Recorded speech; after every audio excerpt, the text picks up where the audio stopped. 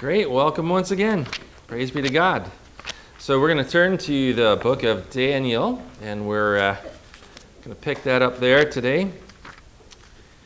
It's Isaiah, Jeremiah, Lamentations, Ezekiel, Daniel in the Old Testament. If you have a page number in your pew Bibles, you can call that one out. You have a page number in the pew Bible? 737. Awesome. Very good.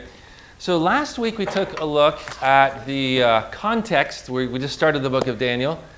If you are visiting, like Mark and Andrea, this looks incredibly complicated because I was filling it in as I go. Hopefully I'll be a little clearer as I talk tonight. But this is Bible study time, so what we do is very casual. But I'm leading you through the Word, and we get into it nice and deeply. But feel free to ask any questions as we go. This is not just me speaking to you, although that's a large part of it, but feel free to ask questions, interject if you have any comments or questions as we go.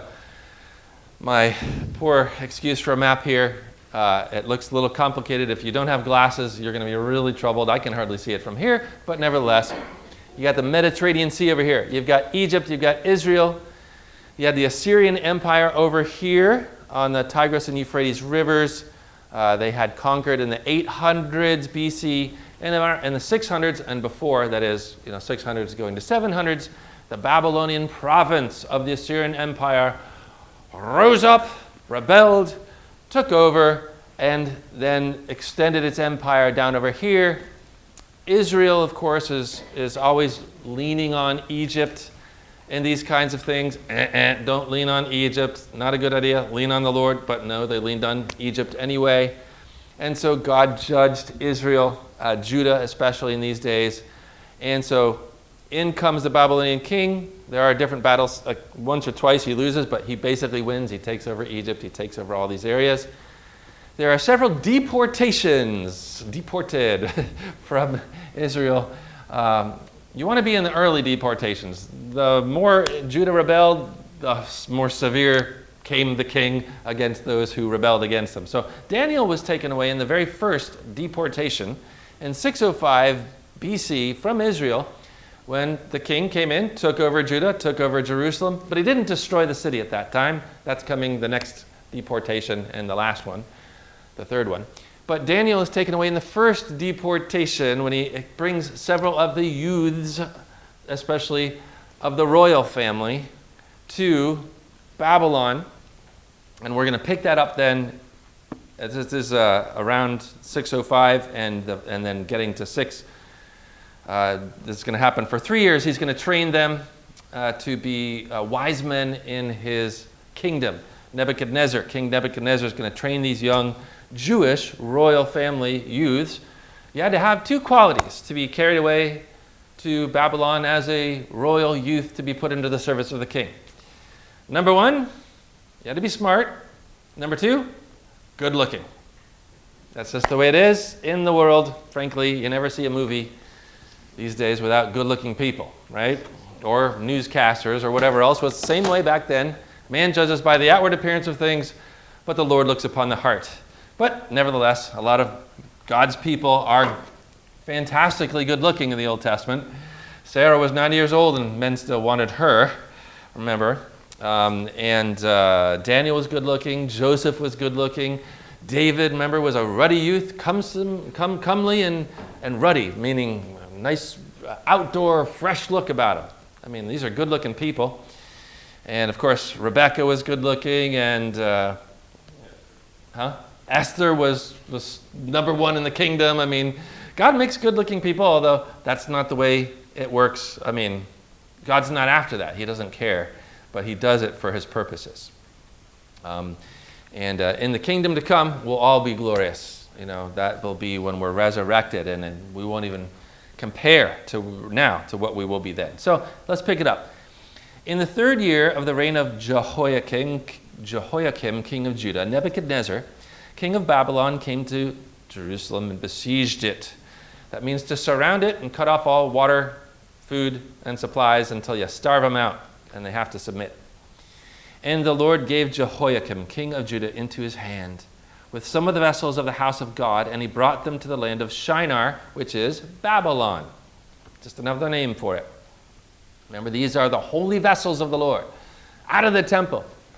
And they're going to appear later in the book of Daniel when Nebuchadnezzar's son starts toasting with them his evil idol gods, his demons. And boy, you don't want to be messing around with God's vessels, the holy vessels there, because a hand appears and judges the king. To the house of his God, and placed them in the treasury of the vessels in the treasury of his God. Then the king commanded Ashpenaz, his chief eunuch, to bring some of the people of Israel, both of the royal family and of the nobility, youths without blemish, handsome, and skillful in all wisdom, endowed with knowledge, understanding, learning. And I just noticed there's no comma in my English. They don't have many errors in this, but there I missed one. And competent to serve in the king's palace, and to teach them the letters and language of the Chaldeans. Chaldeans is just another word for Babylonians. The king assigned them a daily portion of the rich food which the king ate, and of the wine which he drank. They were to be educated for 3 years, and at the end of that time they were to stand before the king. Among these were Daniel, Hananiah, Mishael, and Azariah of the tribe of Judah. And the chief of the eunuchs gave them names. Daniel he called Belteshazzar. Hananiah he called Shadrach. Mishael he called Meshach. And Azariah he called Abednego. So we talked about that last week. I think that's as far as we got. Belteshazzar, Daniel's name, means Beltis, protect the king. That was an evil female goddess demon of the Babylonians. Same as Ishtar of the Egyptians. Evil female goddess. I don't think there's any female goddesses, but they, demons will pretend to be such, lead people astray at any rate. And so interesting, he gave him a name appropriate for that. But for the rest of the book of Daniel, you just heard his name as Daniel, because I believe Daniel wrote this book. Also, this chapter is in Hebrew. In chapter 2, verse, I think it's 3 or so, verse chapter 2 anyway, that's Aramaic all the way to chapter 7. I think 7, it picks up in Hebrew again. So this is written specifically for the Jews. Then the parts in the Aramaic, it's said, are more written for the world at large, including the Jews. But this is specifically a Jewish issue, isn't it? What's going to come up here? Because the king says, well, all these youths, you're to take from the riches of my rich food of the table. You're going to be your portion. So they get some of the leftovers from the king's own royal victuals, to use an old word, his food and drink, and wine and meat and rich foods. We read in verse 8, though, but Daniel resolved that he would not defile himself the king's rich food or the wine which he drank. Therefore he asked the chief of the eunuchs to allow him not to defile himself. And God gave Daniel favor and compassion in the sight of the chief of the eunuchs, and the chief of the eunuchs said to Daniel, I fear lest my lord the king, who appointed your food and your drink, should see that you are in a poorer condition than the youths who are of your own age. So you would endanger my head with the king. In other words, I get it, Daniel, that you want to eat this way, but man, if I start giving you not what I'm commanded to give you, and you look like you're not in such good health, and the king says, why aren't you looking in good health? And find out I was not giving you what I was commanded to give you, off with my head. So you're putting me in danger. So notice, though, God gave Daniel favor and compassion in the sight of the chief of the eunuchs. So God works this way. We're going to talk about that later, if we get to it in this message or tonight, about how God works hearts. He can make someone against you. He can make someone for you according to his great purposes. And God's always giving favor or not to his people, depending on what he wants to accomplish. But here, the guy likes Daniel, and he thinks he's a nice young man, and he wants to help him out. But hey, if I help you out, the king's going to kill me. So Daniel, being wise already, he's the greatest in wisdom at the time, but he has a wise word here for the chief of the eunuchs. Then Daniel, verse 11, said to the steward whom the chief of the eunuchs had appointed over Daniel, Hananiah, Mishael, and Azariah, this is what he said. He said, verse 12, "Test your servants for 10 days. Let us be given vegetables to eat and water to drink. Then let our appearance and the appearance of the youths who eat the king's rich food be observed by you. And according to what you see, deal with your servants." In other words, all right, let's just have a test, okay? I want to eat this. You're concerned that I'm going to look not so good and the king's going to take off your head. So let's just do it for 10 days. If it doesn't work out and I don't look so good and we look kind of weak, well, then you can give us the king's rich food and we'll eat it. Okay, but let's test it for 10 days. Just 10 days. That's a wise thing to say, isn't it? Just put it to the test and see how it works out. Just give us a little bit of time and see how things look for you. That's wise, isn't it? And so he hearkened to them in this matter. And that's also God working, isn't it? God is working in that man's heart to give him favor and to hear that entreaty and say, "Oh, okay, let's try it." So he hearkened to them in this matter and tested them for 10 days. At the end of the 10 days, it was seen that they were better in appearance and fatter in flesh than all the youths who ate the king's rich food. So the steward took away their rich food and the wine they were to drink and gave them vegetables. Okay? Pulse is the word, I think, in the King James, is that right? I don't know, anyway. We don't use the word pulse. It's vegetables. Vegetables and water. Now, what are we to make of this dietary choice from Daniel? Some people, like myself, who are always studying diet, and still, I've tried this, I've studied diet and what I should eat for health. You know, I really just always, my aim in health, my aim in eating is always, God, I want energy, a clear mind, and not to be sleepy. I want to get just, I don't care how it tastes. I want good food that energizes me for good health. You know that, Vivian, you live with me. I'm a nut job. I'm crazy. I don't eat like most people. But I also can say I've been working on this for, well, probably my whole life, but especially for the last 15 years and studying these things and keeping journals and what makes me feel good, what doesn't make me feel good. And here's my conclusion. I don't really know. After all these years, I keep trying this, I keep trying that. I've been a vegetarian, I've been a vegan, I've been half and half. I remember one, I was just feeling so out of, this is, I know, rabbit trail, but I was feeling so like exhausted and mental fog, and I'm like, I want to serve better, God.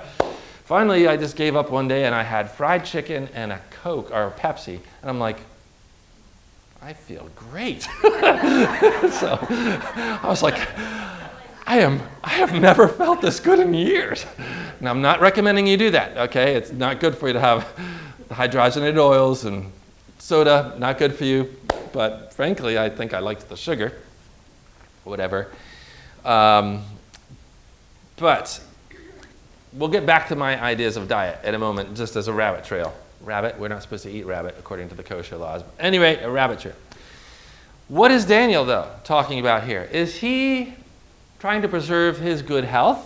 Does he believe it's right to only eat vegetables? Remember in the New Testament, Paul says there are some Christians who thought it was only right to eat vegetables. Remember that in Romans 14? Good for you. You're memorizing it, aren't you? Still. I don't know how you got the 14 already. But, you know, the weak man eats only vegetables. In other words, the one who thinks I can only be a vegetarian and be a good Christian. The other one eats meat. He's the strong brother because he knows he can eat meat. He's free to do so. But Paul says we should all be gentle towards one another. We all have different perspectives on these things. Let's all, you know, if I'm eating meat and that offends you, well, let's just not eat meat then. Let's just try not to offend each other. Okay. But anyway, is that what Daniel's after here? Is he after, I'm going to be a healthy guy? No. Why? What does it say here? Well, kosher might be part of it. What did we read here? Yeah, Daniel resolved that he would not defile himself with the king's rich food. Now, we have to understand, what does it mean to defile? The word there in the Hebrew, well, I can write it up here for you if you're at all interested. I don't know if you are in how it looks in Hebrew. Where's my pen? Pen. How does the word look in, it's Gaal, which is Gaal. So it's G. The accents under here. Sorry, the these are the vowels under. Those are the consonants. That's Hebrew was only written. It's right to left, and it's only written in consonants. The vowels were only added much later, the Masoretic text, and so those are not the original text of the Holy Spirit, but they were added by the rabbis. Okay, so anyway, Ga'al, G, that's an A, and that's an L. So Ga'al means to defile. It means to pollute. He didn't want to stain himself, pollute himself, desecrate himself, defile himself. Now, this is a good debate. Was this, or question, was it because of kosher laws? Because the king was giving him pork and pigs and things that are not good for Jews to eat, that's against the law? My personal perspective, that's possible. My perspective is the king's food he didn't want to eat because, dun, dun, dun, dun, the drum roll, the reason is because the king's rich food, especially, I believe, it was offered to demons. It was offered to idols. That's kind of the case in the whole ancient world. If you have meat, remember that's a whole big issue with Paul in the New Testament. These are offered in sacrifice to his evil gods. He doesn't want to eat the meat defiled by the king's table that way. Now, it could also be kosher laws, though, because the king is obviously a Gentile. He's eating all kinds of foods How it's prepared and all that. and it's how it's prepared is also important, and what's being mixed and all that kind of stuff. So it could be the kosher laws as well. Either way, for Daniel, this is not about health. Spiritual health, maybe, but it's not about physical health. It's about being holy to the Lord and remaining holy to the Lord and keeping faithful to God. And especially in the Old Testament, dietary law was the law. I mean, that's the old covenant. You are not to, as a Jew, deviate from the kosher foods. You're sinning if you do so. So it could be the kosher law, could be also that they were offered in sacrifice to the demon gods of Babylon. I don't want to defile myself with that stuff, but I'm in a pinch here because I'm captive of this king. He's telling me to eat this food. I don't want to eat it. Well, let me talk to this guy and see if there's some way he can give me other foods. And God gives him favor, and they put up a test, and he eats only vegetables. Does that mean Daniel only ate vegetables the rest of his life? No. How do we know that? We can turn to later on in Daniel. Wait a second. I have too many notes. Hang on. Daniel chapter 10. Here it is. Daniel chapter 10, verse 2. In those days, I, Daniel, was mourning for 3 weeks. In other words, he's fasting. I ate no delicacies, no meat or wine entered my mouth, nor did I anoint myself with oil for the full 3 weeks.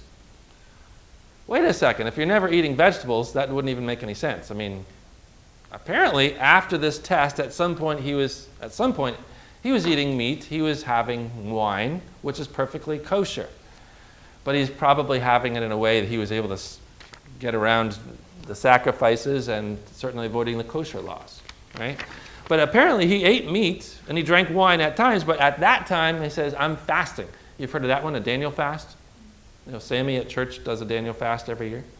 She says she feels much better not eating those things, by the way. But on the 24th day of the first month, I was standing on the bank of the great river, that is the Tigris, and then Gabriel comes down and appears after the 3 days. So there's a Daniel fast, which is where you fast not from all food, but from certain delicacies.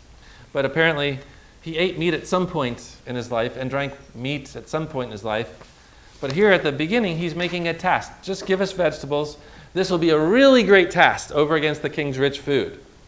Whether if I'm just eating this stuff and I look better and leaner and more handsome after 10 days, then you'll know that this is the way to go. And so, yeah? Could there be a third option? Sure, probably. Related to option 2. So Daniel would have known that the pagan gods are false, they're not real. So could it be to not give the impression of endorsing the paganism to people around him who are weaker in the faith? Possibly so. Yeah, that could be part of it. Yeah. Yeah, we're to avoid even the appearance of evil, according to the New Testament. So yeah, very possibly, yeah. Yeah, and anyway, you want to live pure.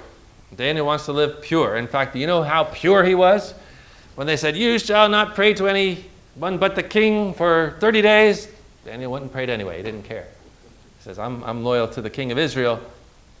I'm in this other place, but I'm going to stay loyal to the God of the Hebrews, the one and only true God. So it works out for him, because after eating the vegetables and the water for 10 days, he was better in appearance and fatter in the flesh. They were, that is, than all the youths who ate the king's rich food. So they win the test, and he now can eat the food. He can get what food he wants and orders from the chief of the eunuchs, who's in charge of these things, because he knows my life is not in danger. They're looking good. My head won't be endangered. Hey, Daniel, what do you want? I'll get it for you. And so Daniel gets to do that. Now, we'll go on to the next verse. But I do want to mention just in passing on dietary laws with the koshers. Do you want to hear a little bit about that? Because I've studied this for years. I mean, not that and I've just admitted to you, I'm not an expert in any sense. I still don't have any idea what I'm doing. I did try the carnivore diet recently.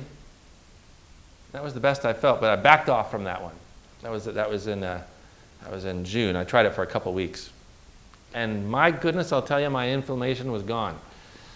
Back better, knees unbelievably better, joints unbelievably better.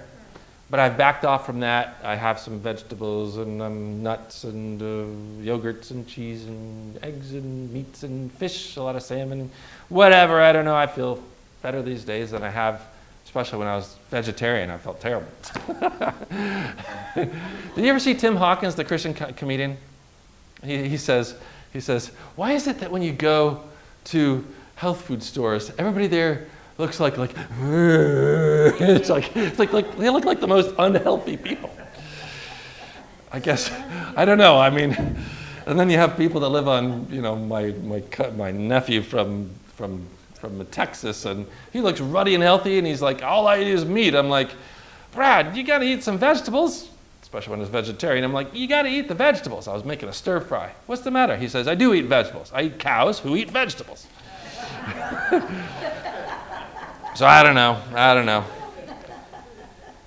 I think, to me, if I can just give you my brief advice, is I think it's good without binding your conscience in any way, because all foods are clean for you as a Christian. But the kosher foods, if you do it as a general practice without in the freedom of a Christian and your liberty, you can eat whatever you want, frankly. But the kosher foods are going to be basically healthier for you. Which foods are acceptable? Do you want to hear this just for a second? Okay. Leviticus 11. God says, this is the law, kosher laws. Whatever parts the hoof, okay, parted hoof, and is cloven-footed, and chews the cud among the animals you may eat. Thank you. Nevertheless, among those that chew the cud or part the hoof, you shall not eat these. There's a few. The camel, because it chews the cud but doesn't part the hoof, that's unclean to you. The rock badger, because it chews the cud but doesn't part the hoof, is unclean to you. And the rabbit or hare, because it chews the cud but doesn't part the hoof, it's unclean to you. So in other words, it's got to have the proper footage, a cloven hoof, okay, and it chews the cud. What does it mean to chew the cud? Ruminates it. What is a ruminating animal? Is one that has multiple stomachs. How many stomachs does a pig have? One stomach. So whatever the pig eats, you eat. If you have a cow or a deer or a goat or a lamb or an ox or a cow, a bull, they have multiple stomachs. So that's chewing the cud. So they part the hoof, and then they eat the food, the grass, it goes down, it gets digested, it comes back up, and they chew it again. Sounds disgusting to us, but guess what? It's doubly breaking down the grass, or maybe triply breaking down the grass, making it much more bioavailable to you. I'm interpreting here as extra. Much healthier for you to eat. So amongst the animals on land, oh, by the way, in Pilgrim's Progress, remember he picks up on this? Christians should part the hoof and chew the cud too. In other words, you should walk the walk and talk the talk. Anybody that's just a talker but isn't walking it is not a true Christian. And if you're claiming to walk it but you're not also speaking it out, you're not a true Christian.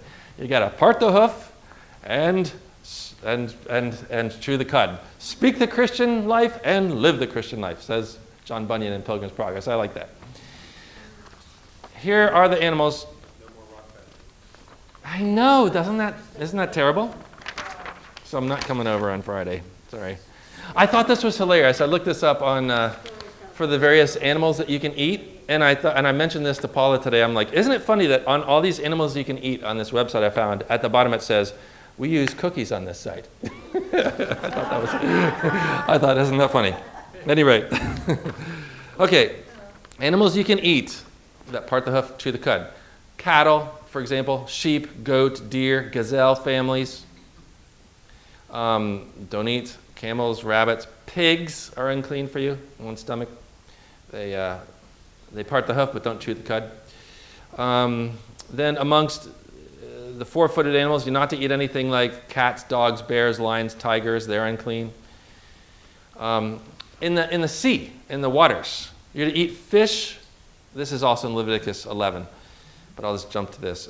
Fish with fins and scales that basically swim mid-water. They may be eaten.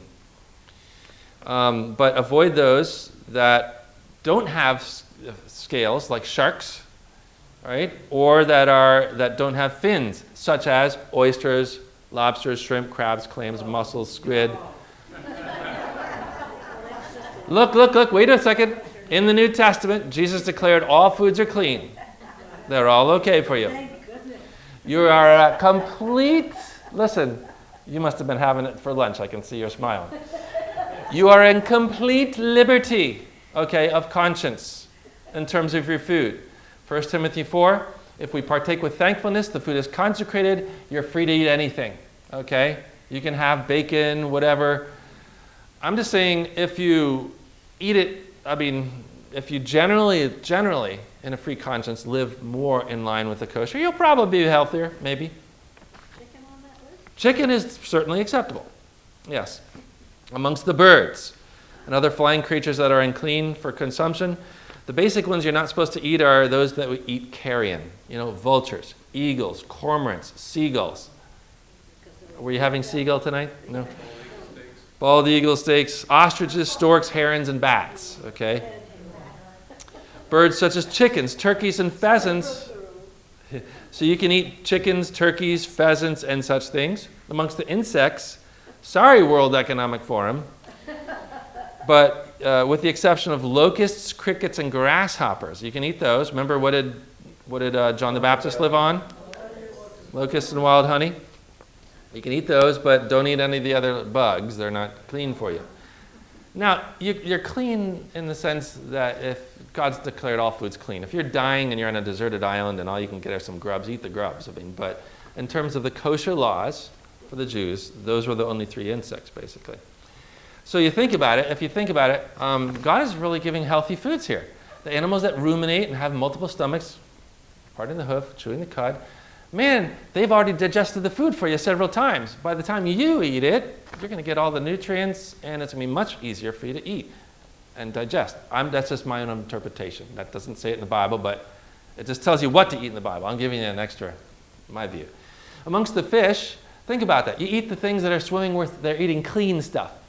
If you have lobsters and clams, they're just living on sewage and stuff at the bottom of the sea a lot of times. So depends what ocean you're talking about. But they're living on things that died. So it's not as healthy for you. Amongst the birds, you eat on things that eat seeds and whatever. But if you have something that's living on dead things like vultures and ospreys, you don't eat those because they're living on dead stuff. So that's healthier. You're basically, by the way, just eating foods of animals that are eating cleaner stuff, if you look at the kosher laws. So make whatever decisions you want with these things. I haven't figured it out. I'm still trying. I'm still testing my food all the time, but I feel better than I have for a long time now, I'll tell you that. My mental fog, unbelievably better since I've been going this different route.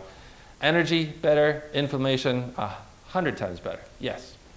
Would you say that Adam and Eve were vegetarian? Yes, absolutely. And would you say that That's a good question. Noah was a vegetarian until he got Yes, off of the absolutely. until he got off the ark and then he was allowed? Correct. And that was my original reason for being vegetarian years ago. I'm like, hey, that was the original diet. Adam and Eve, Genesis 1, I give you every green plant for food, he said to Adam. So you can eat anything that grows, but don't eat any animals, because there's no death at that time, by the way. And by the way, the lions and all the other animals ate grass and fruits, grass, every green thing as well in Genesis 1. Which is interesting. At the end of time, when God restores the whole creation, the lion shall eat straw like the ox, it says in Isaiah 11. And the cow and the bear and the lion shall feed, and their young shall lie down together. They shall not hurt or harm in all my holy mountain, says the Lord. For the earth shall be full of the knowledge of the Lord, as the waters cover the sea. So once again, there'll be no more death. And all the animals and everybody will be very pleasantly happy with what food God gives us. But we won't be eating each other anymore. It was after the flood, Genesis 9, that God says, as I gave you every green plant for food, so now I give you all the animals, everything that moves upon the earth. Then later on, you get the kosher laws. So I think part of that, I'm just going down rabbit trails here, but part of that is because I believe, and you can disagree, that the pre-flood world was a different world.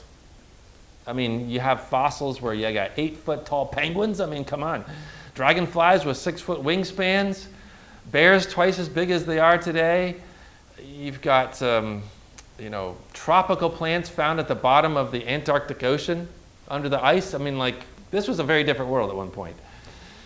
I think Adam's world was probably, the fruits were super healthy. The water was unbelievably pristine, perfect for you. Everything was perfect. The atmosphere was better. After the flood, well, you can't expect an Eskimo in the Arctic to live on vegetables. I mean, he has to eat seal and whales and walruses, otherwise he'll die. And God works it so that it's perfectly permissible and right for you to eat meat. Unless it's against your conscience. Unless you don't believe in it, then you shouldn't go against conscience. But you're perfectly free to do so. So, yeah, it was after the flood that we were able to eat that. And ultimately, in the world to come, who knows what food we'll have, but it'll be great. Man ate the bread of the angels, which was the manna, remember? God sent it down from above. Man ate the bread of the angels. That's pretty cool. If you want the one superfood in the world, it would be manna.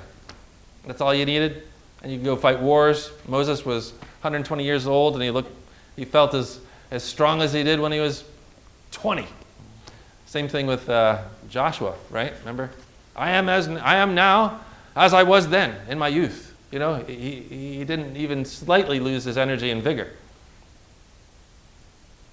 Goodness, there's so many rabbit trails here. If I were to say go back and eat meat, go back and eat wheat, because wheat's in the Bible. Well, the trouble is in the last century, they've destroyed it. It used to be 4 different strands of wheat. Now there's thousands because they've manipulated it to make it resistant to pests, and therefore, I think, kind of also resistant to digestion. That's my view. When I believed everything that they told me on the internet, eat whole wheat and vegetables only and all this stuff, and I was doing everything living naturally, I'm like, why do I feel terrible? Why do I have no energy? Why do I have brain fog? Why am I so tired all the time? And I've always felt bloated. I'm like, what's the matter? I'm like, I feel, I tell you, as soon as I gave up some of those things, especially the wheat, I believe, zoop, my stomach just shrank down and went, zoop, I feel good now. I don't have any of that anymore ever since June. And my brain fog, zoom, clear. I haven't had any of that.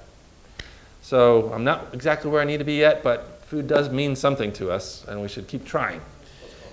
Also think about this. I have had some coffee, yes. I'm on and off again with that one, but what I was going to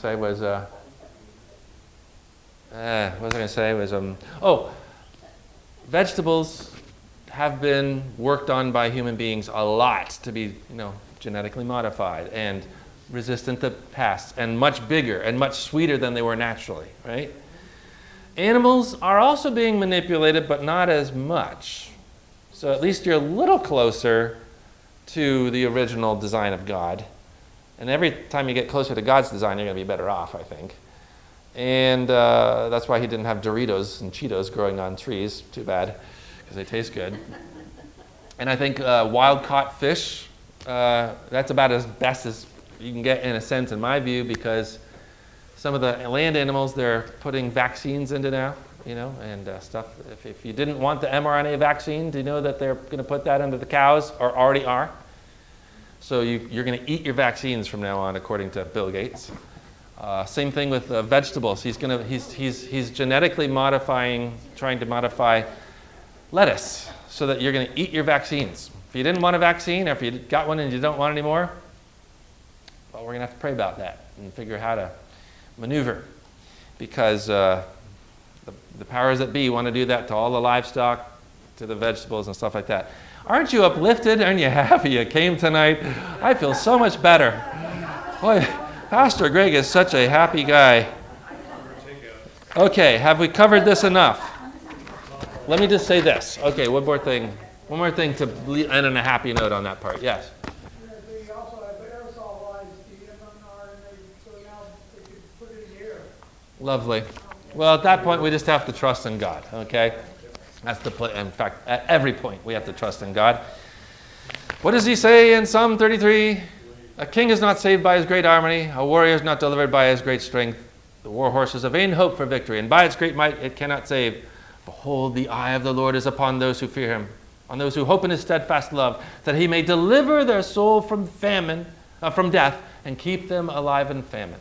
Also his bread shall be given him, and his water shall be sure. So God's going to give you what you need, bread and water. He's going to take good care of you. Just put your trust in him and do your best, and he'll see you through. Remember, Moses lived on Mount Sinai for 40 days and 40 nights, and he was the only man ever on earth to never eat or drink water for 40 days. And he came out great, because he was hanging out with God, right? So last thing I'll say about food before we go on, I believe Daniel is just trying not to get defiled. But I just want to let you know that Jesus said it's not what goes into his mouth that defiles him anymore. It's what comes out of his mouth. For out of the heart of man he speaks, and out of that come evil thoughts, fornication, theft, murder, adultery, coveting, wickedness, deceit, licentiousness, envy, slander, pride, foolishness. All these evil things come from within, and they defile a man. And it says, thus he declared all foods clean. So, Old Testament covenant, you got dietary restrictions. Be a Jew. New Testament, Jews and Gentiles, Christ declared them clean. You can eat whatever you want. If you have a fried chicken and a Coke and you feel great, maybe occasionally, all right, you're not in trouble with the Lord. Don't feel guilty of your conscience, because the kingdom of God does not consist in food and drink, says Paul in Romans 14. The kingdom of God is righteousness and joy, righteousness and peace and joy in the Holy Spirit. So feel free to eat what you wish. God's given it all to you to be enjoyed with thanksgiving. But do your best. Maybe about God in his kosher laws has a little bit of wisdom there for us. You might want to consider and, in some sense, apply with a free conscience. Okay. Let's just finish the chapter, if I can, because we only have a few minutes here. As for these 4 youths, God gave them learning and skill in all letters and wisdom. And Daniel had understanding in all visions and dreams. Sound familiar? Joseph, who also is going to be exalted to the right hand of the king, an interpreter of dreams. At the end of the time, when the king had commanded that they should be brought in, the chief of the eunuchs brought them in before Nebuchadnezzar. And the king spoke with them, and among them all the youths that came in to be checked out after the 3 years, none was found like Daniel, Hananiah, Mishael, and Azariah. Therefore they stood before the king. In other words, they won the contest. They're in the king's court. He wants them around. They're good looking, and nobody is as smart and wise and understanding as they. And in every matter of wisdom and understanding concerning which the king inquired of them, he found them 10 times better than all the magicians and enchanters that were in all his kingdom. And Daniel continued until the first year of King Cyrus. So when he finds them 10 times better, you know why? Because God gave them understanding in all of these things, as we read at other places in Daniel. So God gave them, look, that's in verse 17. God gave them the learning and the skill. So he is working his purposes. And he's gifting them these various traits. Outward looking, super smart, not smart, but insightful, and dreams and interpretations, because he's got a plan. And I love this. I was thinking about this the other day, even because I was memorizing in Jeremiah today. Even when God sends his people into exile for 70 years in Babylon, and he's judging them with an almighty outstretched hand and wrath poured out because he's furious against their sin, he still cares for them there. And he sets up so that they basically take over the kingdom that they're living in. You know, Daniel gets to the right hand, and he prospers his people there. I mean, God is so good to his people. Even when he's wrathful against them in the Old Testament, he can't help prospering and loving them and setting them up and making them bless the whole world. So even if we have troublesome times in our days, God's working his purposes with you. And he's working in arranging things around you to make sure that his great purposes for you and with you and in the world are going to be accomplished through you and by him in you. So let's take great comfort that he continued to the year of Cyrus. We'll talk more about that next week. Okay, any questions, comments, or we'll go to prayer?